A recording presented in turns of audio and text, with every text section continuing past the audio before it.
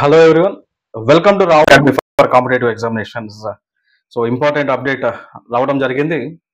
So ఇండియాకి vice ప్రెసిడెంట్గా BJP party తరపు నుంచి అంటే ఎన్డీఏ నుంచి సిపి రాధాకృష్ణ గారిని నామినేట్ చేయడం జరిగింది.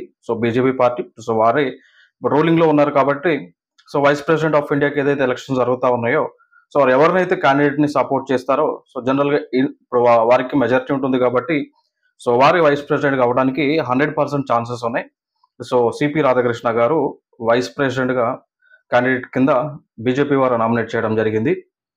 సిపి రాధాకృష్ణన్ గారు లైక్ చంద్రపురం పొన్నుస్వామి రాధాకృష్ణన్ గారు వీరు తమిళనాడుకు చెందినటువంటి వారు.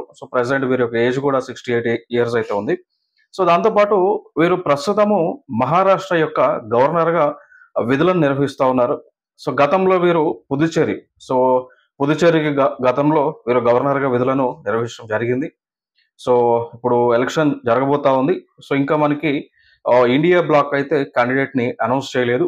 చేసినప్పటికీ కూడా ఇన్ జనరల్ మనకి హైయెస్ట్ మెజారిటీ ఎవరైతే రూలింగ్లో ఏదైతే పార్టీ రూలింగ్లో ఉంటుందో వారికి ఫేవర్గా ఉంటుంది కాబట్టి 100% మనకి సిపి రాధాకృష్ణ గారే వైస్ ప్రెసిడెంట్ అని మనం చెప్పుకోవచ్చు. దాంతోపాటు గతంలో ఇదే వైస్ ప్రెసిడెంట్ ప్లేస్లో ఉన్నటువంటి జగదీప్ ధన్కర్ గారు రాజీనామా చేశారు.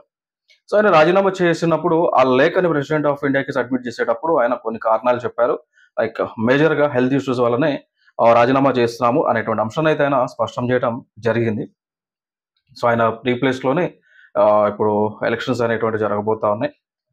ఇవి మనకి వైస్ ప్రెసిడెంట్ ఆఫ్ ఇండియాకి సంబంధించిన ఇన్ఫర్మేషన్. దాంతోపాటు ఇండియన్ పాలిటీ పాయింట్ ఆఫ్ వ్యూలో మాట్లాడాల్సి వస్తే ఎవరైతే వైస్ ప్రెసిడెంట్ ఆఫ్ ఇండియాగా ఎలక్ట్ అవుతారో ఎలక్టరల్ కాలేజ్ ద్వారా ఎలక్ట్ అవుతారో వారు రాజ్యసభకు ఎక్స్ అఫీషియో చైర్మన్గా కూడా విధులను నిర్వహిస్తూ ఉంటారు. ఇవి important information.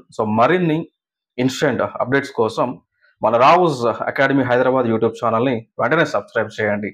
Thank you so much.